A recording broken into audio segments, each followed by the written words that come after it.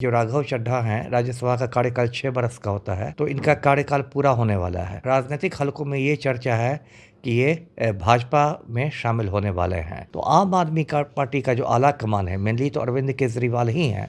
तो अरविंद केजरीवाल को भी ये बात मालूम हुई होगी, उनके भी सूत्र होंगे। तो इस वजह से नाराज़गी से उनको डिप्टी लीडर पद से हटाया गया है और एक तरह से अब आम आदमी पार्टी के दरवाजे राघव चड्ढा के लिए बंद हो गए हैं। आम आदमी पार्टी ने राघव चड्ढा को उनके पद से हटा दिया है। लेटर दिया गया है कि अब उनको बोलने का कम मौका दिया जाएगा। हमारे साथ बातचीत करने के लिए आईपीएस अमिताभ दास है, इनसे खास बातचीत करेंगे। सर, कैसे देख रहे हैं?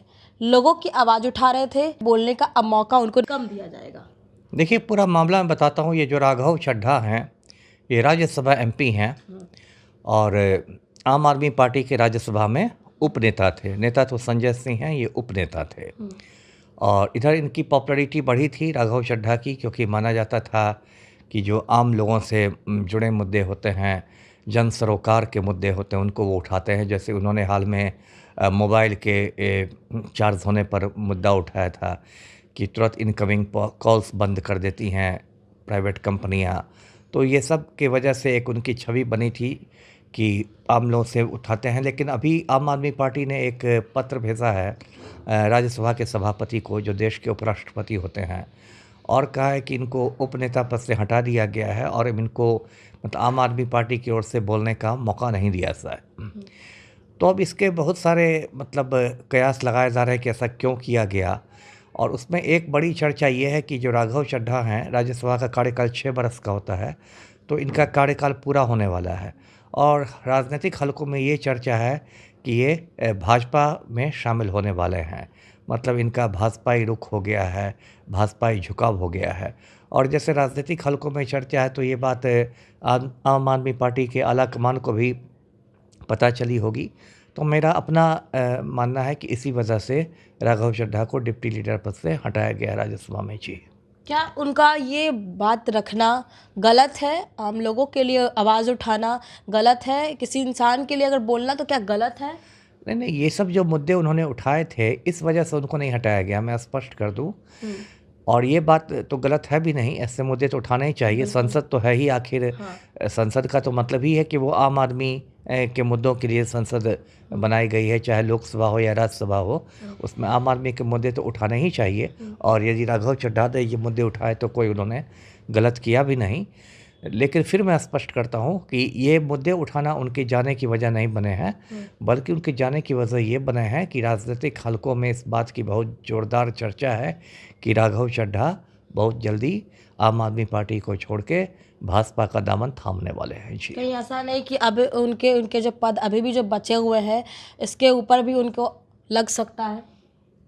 नहीं, जो वो 6 वर्ष के लिए यदि कार्यकाल के लिए चुने गए हैं, तो 6 वर्ष तो पूरा करेंगे ही। लेकिन ये जो मतलब बातचीत हो रही थी, चर्चा थी राजनीतिक हलकों में कि अगला कार्यकाल के लिए वो भाजपा से उनकी बातचीत चल रही है। तो अगले कार्यकाल के लिए लगता है आम आदमी पार्टी का तो रुख स्पष्ट हो गया है कि अब उनको वो पार्टी टिकट नहीं देने जा रही है। तो अब देखना होगा कि क्या वो भाजपा में जाके टिकट लेते हैं या नहीं लेते हैं। जी, कई ऐसे सवाल ये भी उठ रहा है ब्लिंकिट को लेकर, जियो रिचार्ज को लेकर, जो सोशल मीडिया पर वीडियोस बनाते थे उस पर स्ट्राइक आते, कई ऐसी तमाम चीज़ें वो कह रहे हैं कि ये नहीं है सही। नहीं, वो तो देखिए बहुत सारी बात उन्होंने उठाई। जैसे कई बात उन्होंने उठाई कि जो लोग कहते हैं कि ये 15 मिनट में डिलीवरी हो जाएगी और ये हो जाएगी, वो हो जाएगी। और एक तरह से उन्होंने माना कि ये मतलब आप स्टाफ के साथ एक तरह से ये जुल्म है। जब इतना मान लीजिए ट्रैफिक जाम है, ये है, वो है, तो आप यदि कह रहे थे कि हम 15 मिनट में ही डिलीवर करा देंगे तो ये बहुत ज़्यादा प्रेशर हो गया। मैं फिर कह रहा हूँ कि इन मुद्दों को उठाने के लिए राघव चड्ढा की हर जगह तारीफ ही हुई थी। ये नहीं किसी ने कहा था कि ये बहुत गलत सच्चाई है। किस में? जियो रिचार्ज को लेकर उन्होंने कहा, ब्लिंकिट को लेकर जिन्होंने कहा, तो नहीं, तो वो तो सही कहा उन्होंने और इसके लिए उनकी तारीफ भी हुई। लेकिन जो हटाया जा रहा है डिप्टी लीडर के पद से उनको राज्यसभा से, वो मैंने फिर कहा कि इस बात की जोरदार चर्चा है कि वो आम आदमी पार्टी छोड़ के भारतीय जनता पार्टी में शामिल होने वाले हैं। तो आम आदमी का पार्टी का जो आला कमान है, मेनली तो अरविंद केजरीवाल ही हैं।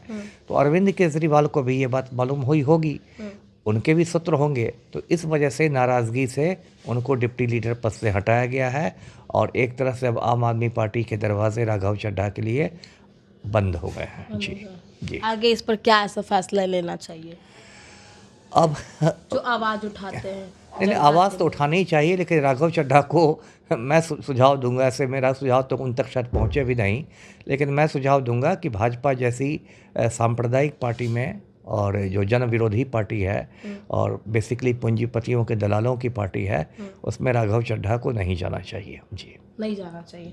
चलिए, तो हमारे साथ बातचीत करने के लिए अमिताभ दास थे। इन्होंने साफ तौर पे कहा राघव चड्ढा जियो को लेकर, ब्लिंकिट को लेकर, कई ऐसे सोशल मीडिया पर जो वीडियोस बनाते हैं, तमाम कई सारी चीज़ें थी, इसको लेकर राघव चड्ढा ने बात रखा। देख रहे थे द एक्टिविस्ट न्यूज़ के साथ प्रिया मेहता की रिपोर्ट पटना से।